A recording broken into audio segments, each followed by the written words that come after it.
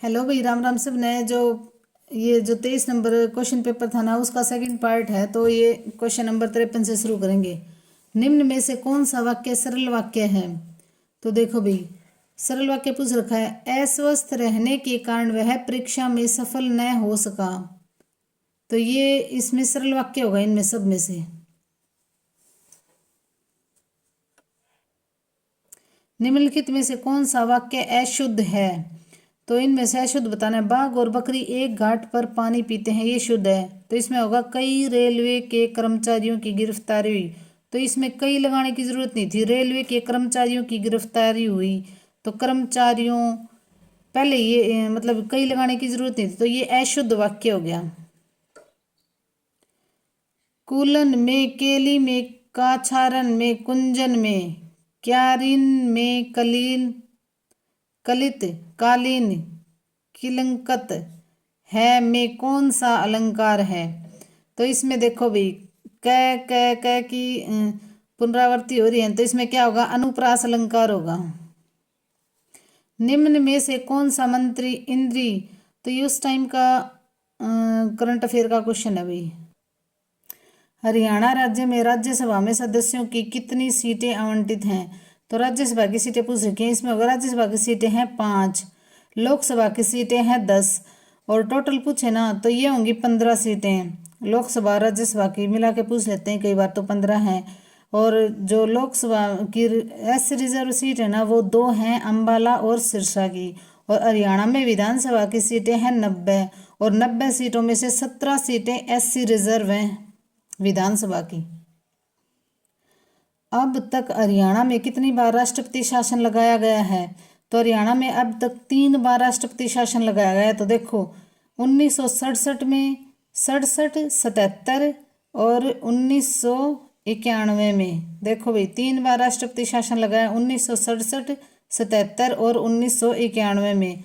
3 बार राष्ट्रपति शासन लगाया, 1967, 77 और 91। इनकी डेट भी अच्छी तरह से याद कर लेना भाई। 2 नवंबर 1967, 30 अप्रैल 1977 और 23 जुलाई 1991। अगर ये याद नहीं हो तो भी 67, 77 और 91 ये तीनों दे देंगे, एक अलग से दे देंगे कि इनमें से कौन सी में राष्ट्रपति शासन नहीं लगा। तो देखो, 3 बार हरियाणा में 3 बार राष्ट्रपति शासन लगा है, 1967, 77 और 91 में। सोहना कुंड हरियाणा के किस जिले में स्थित है? तो सोहना कुंड हरियाणा के गुरुग्राम जिले में स्थित है। और ये इस कुंड में नहाने से ना जो चर्म रोग हैं वो ठीक हो जाते हैं सल्फर की अधिकता के कारण। अरावली पर्वतमाला हरियाणा के किस भाग में स्थित है? तो अरावली पर्वतमाला हरियाणा के किस भाग में स्थित है? दक्षिणी भाग में स्थित है। क्षेत्रफल के अनुसार निम्न में से हरियाणा का सबसे बड़ा जिला कौन सा है? तो ये है भिवानी है भाई। अब तो है इनमें से, तो अब भी भिवानी है, लेकिन अब ऑल ओवर हरियाणा में पूछे ना तो अब हिसार सिरसा है सबसे बड़ा क्षेत्रफल के अकॉर्डिंग जिला। एक प्राचीन धार्मिक स्थल पांडु पिंडारा हरियाणा के किस जिले में स्थित है? तो ये हरियाणा के किस जिले में स्थित है? जींद। पांडु पिंडारा जींद के निकट गोहाना, जींद और गोहाना मार्ग पर स्थित है पांडु पिंडारा। और जनश्रुति के अनुसार पांडवों ने यहाँ 12 वर्षों तक सोमवती अमावस्या की प्रतीक्षा की थी। कहाँ पे? पांडु पिंडारा में जो पांडव हैं उन्होंने 12 वर्षों तक सोमवती अमावस्या की प्रतीक्षा की थी। और महाभारत के युद्ध के बाद पांडवों ने इस स्थान पर अपने पूर्वजों का पिंडदान किया था। तो है ना, आज भी प्रत्येक वर्ष सोमवती अमावस्या के दिन यहाँ पे भारी मेला लगता है। तो यहाँ पे क्या किया था? 12 वर्षों तक पांडवों ने प्रतीक्षा की थी सोमवती अमावस्या की। सिंधु घाटी सभ्यता स्थल राखीगढ़ी किस जिले में है? तो राखीगढ़ी किस जिले में है? यह है हिसार जिले में। यह हिसार जिले में और दरसदती और चेतांग नदी के किनारे पर स्थित है। तो ये पूछ लेंगे कि राखीगढ़ी किस नदी के किनारे पर स्थित है? तो दृशदती और चोटांग बोल देते हैं, चेतांग बोल देंगे इसको। यह भारत की सबसे विशाल टीला है, और यहाँ पे ना भारत का सबसे विशाल टीला है। और इसका उत्खनन किसने किया था? डॉक्टर अमरेंद्र ने किया था। ये जो राखीगढ़ी है, राखीगढ़ी हिसार में है, इसका उत्खनन पूछ लेंगे तो किसने किया था? अमरेंद्र नाथ ने किया था। यहाँ पर गेहूं चावल मिले थे। और मृतकों को लंबे खड्डे में दफनाया जाता था। यहाँ ईंटों के अन्नागार भी मिले हैं। तो देखो भाई, राखी गढ़ी कहाँ है? हिसार में है। और यह चोटांग और द्रशदती नदी के किनारे पर है। राखी गढ़ी चोटांग और द्रशदती नदी के किनारे पर है और हिसार जिले में है। और यहाँ पे सबसे बड़ा टीला मिला है। और इसका उत्खनन किसने किया था? अमरेंद्र नाथ ने किया था। यहाँ गेहूं चावल के साक्ष्य मिले हैं और ईंटों के अन्नागार भी मिले हैं।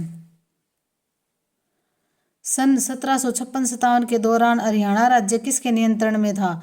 तो 1756 और 57 के दौरान हरियाणा राज्य मराठों के नियंत्रण में था। किसके नियंत्रण में था? मराठों के नियंत्रण में था। पानीपत की तीसरी लड़ाई किस वर्ष के दौरान लड़ी गई थी? तो देखो भी, पानीपत की तीसरी लड़ाई 1761 में लड़ी गई थी। मराठों और अहमद शाह अब्दाली के बीच हुआ था। और मराठों का नेतृत्व किसने किया था? सदाशिवराव भाऊ ने किया था। और ये मराठे हार गए थे, बुरी तरह से हारे थे। और देखो, इसकी डेट भी आपको याद करवा दी, हर पेपर में करवाती हूँ। 14 जनवरी 1761 को जो अपना संक्रांत का त्यौहार आता है ना, मराठों ने इस दिन को शुभ माना और इसी दिन ये पानीपत की तीसरी लड़ाई की शुरुआत हुई थी 14 जनवरी 1761 को।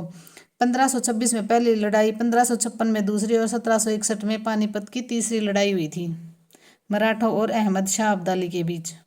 और मराठों का नेतृत्व किया था ये सदाशिवराव भाऊ ने। निर्वाचन क्षेत्रों को जिले के साथ मिलाइए। तो ये युग्म ये बताना इनमें से कौन सा गलत है। तो देखो भाई, पेहोवा कुरुक्षेत्र बिल्कुल ठीक है। समालखा पानीपत में आता है, बिल्कुल ठीक है। हांसी हिसार में ठीक है। ये बावल है ना, ये रेवाड़ी में आएगा। तो बावल रोहतक ये गलत है। बावल किस में आएगा? रेवाड़ी में। हरियाणा में बेटी बचाओ बेटी पढ़ाओ अभियान का ब्रांड एम्बेसडर अब है मनु भाकर है। अब ये उस टाइम का करंट का क्वेश्चन था। दीपा मलिक ने पैरालंपिक गेम्स 2016 में भारत के लिए दीपा मलिक ने पैरालंपिक गेम्स 2016 में भारत के लिए रजत पदक जीता था। उनका जन्म हरियाणा के किस जिले में हुआ था? तो इनका जन्म किस जिले में हुआ था? ये हुआ था रोहतक। रोहतक जिले में हुआ था भाई। हरियाणा दिवस मनाया जाता है। तो हरियाणा दिवस कब मनाया जाता है? 1 नवंबर को।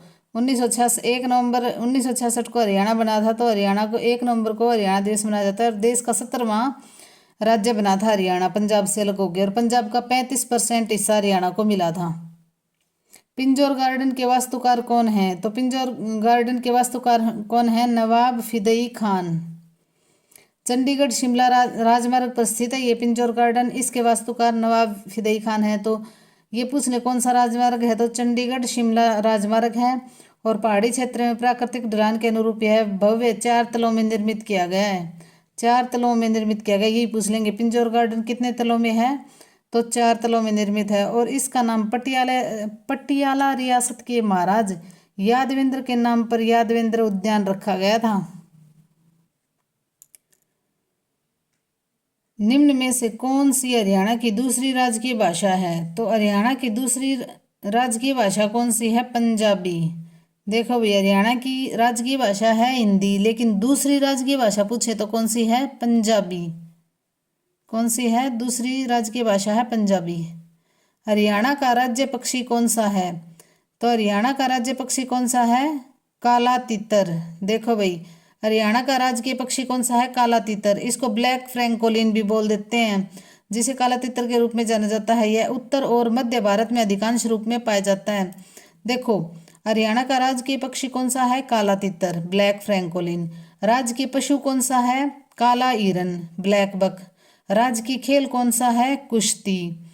अच्छा, राजकीय वृक्ष कौन सा है? पीपल। इसको ना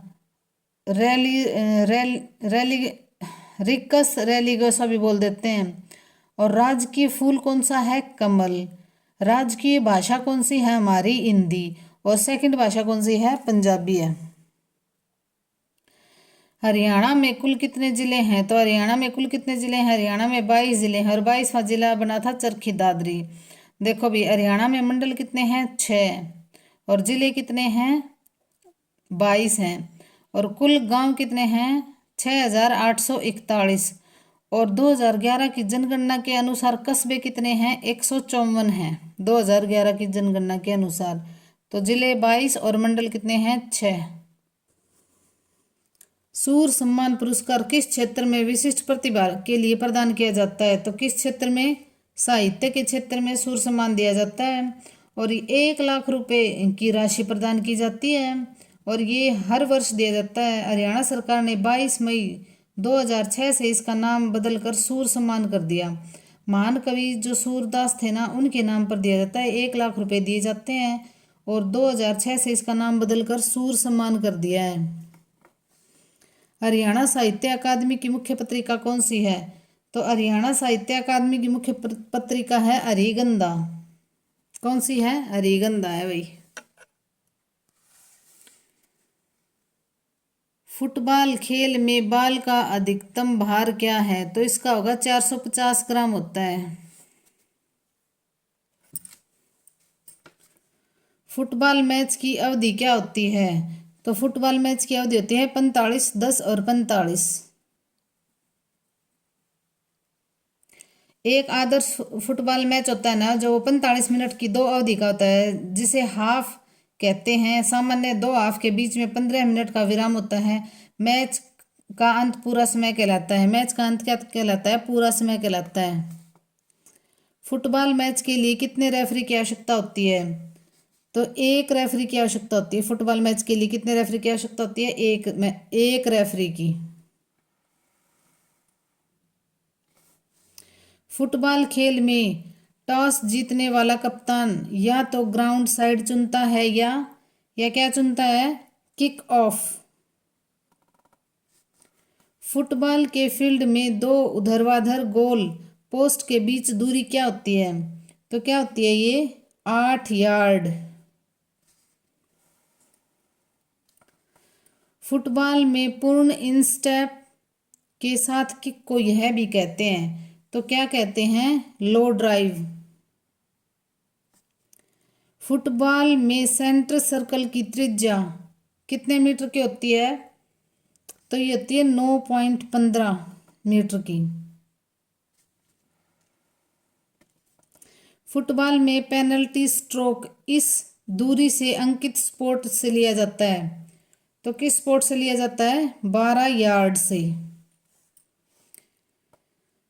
अंतर्राष्ट्रीय मैच प्लेइंग फील्ड का माप है, तो ये क्या है? 100 से 110 m, 64 से 75 m मीटर। फुटबॉल मैच के दौरान निम्नलिखित में से कौन समय रखता है? तो इसमें कौन समय रखता है? रेफरी। निम्नलिखित में से कौन सी गलती फाउल फुटबॉल में प्रत्यक्ष फ्री किक द्वारा दंडित नहीं होगी? तो ये कौन सी नहीं होगी? बॉल को क्षेत्र के बाहर निकाल देना क्या नहीं होगी? दंडित नहीं होगी।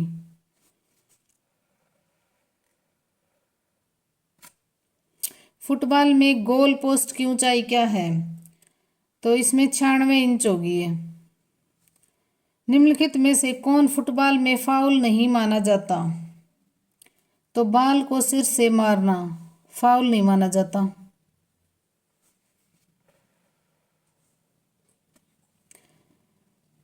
फुटबॉल फील्ड में अंकित रेखाएं डैश इंच की चौड़ाई से बड़ी नहीं होनी चाहिए। तो 7 इंच की चौड़ाई से बड़ी नहीं होनी चाहिए।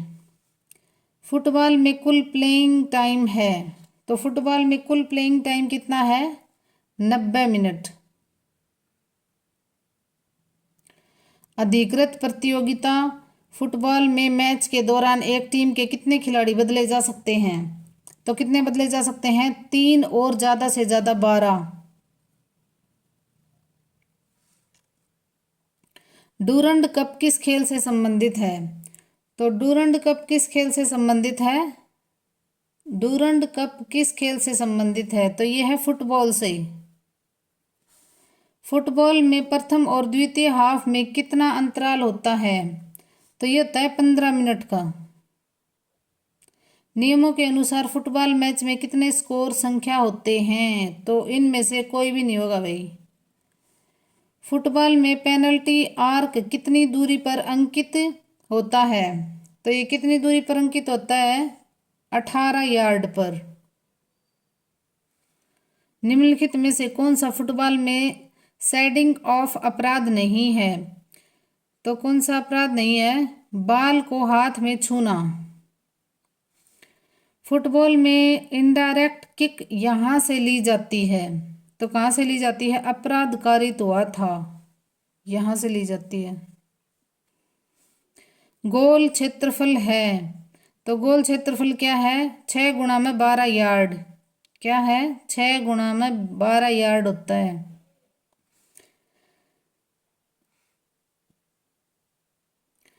धन्यवाद भाई, लाइक शेयर और सब्सक्राइब करना। ये क्वेश्चन पेपर का पार्ट सेकंड था, वो बीच में ही बंद हो गया था, तो इसीलिए पार्ट फर्स्ट वो है, पार्ट सेकंड ये है। लाइक शेयर और सब्सक्राइब जरूर किया करो भाई।